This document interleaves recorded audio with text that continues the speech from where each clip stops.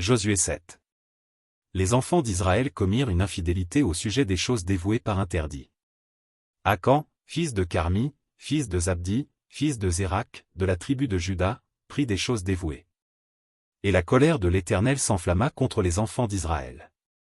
Josué envoya de Jéricho des hommes vers Haï, qui est près de Beth-Aven, à l'orient de Bethel. Il leur dit, montez, et explorez le pays. Et ces hommes montèrent, et explorèrent Haï. Ils revinrent auprès de Josué, et lui dirent, il est inutile de faire marcher tout le peuple, 2 ou 3 000 hommes suffiront pour battre Haï, ne donne pas cette fatigue à tout le peuple, car ils sont en petit nombre. 3 000 hommes environ se mirent en marche, mais ils prirent la fuite devant les gens d'Haï. Les gens d'Haï leur tuèrent environ 36 hommes, ils les poursuivirent depuis la porte jusqu'à Skébarim, et les battirent à la descente. Le peuple fut consterné et perdit courage.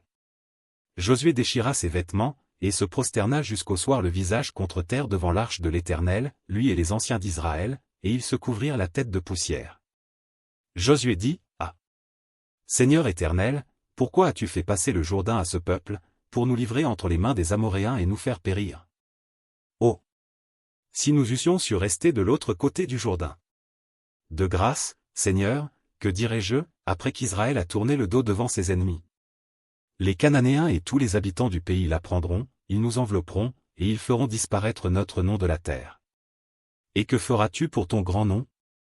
L'Éternel dit à Josué, lève-toi. Pourquoi restes-tu ainsi couché sur ton visage?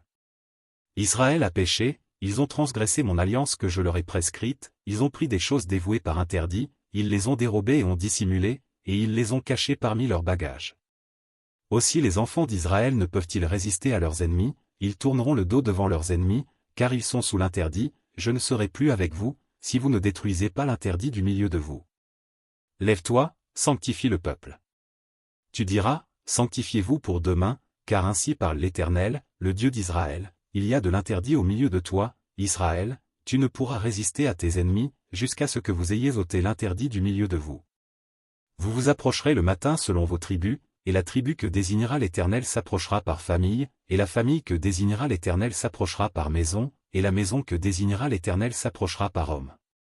Celui qui sera désigné comme ayant pris de ce qui était dévoué par interdit sera brûlé au feu, lui et tout ce qui lui appartient, pour avoir transgressé l'alliance de l'Éternel et commis une infamie en Israël. Josué se leva de bon matin, et il fit approcher Israël selon ses tribus, et la tribu de Juda fut désignée. Il fit approcher les familles de Juda, et la famille de Zérak fut désignée. Il fit approcher la famille de Zérak par maison, et Zabdi fut désigné. Il fit approcher la maison de Zabdi par homme, et Akan, fils de Carmi, fils de Zabdi, fils de Zérak, de la tribu de Juda, fut désigné.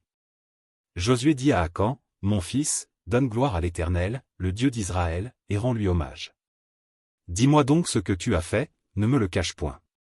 Akan répondit à Josué, et dit, il est vrai que j'ai péché contre l'Éternel, le Dieu d'Israël, et voici ce que j'ai fait.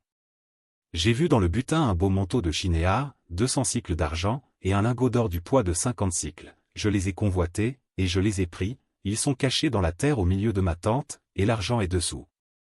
Josué envoya des gens, qui coururent à la tente, et voici, les objets étaient cachés dans la tente d'Akan, et l'argent était dessous.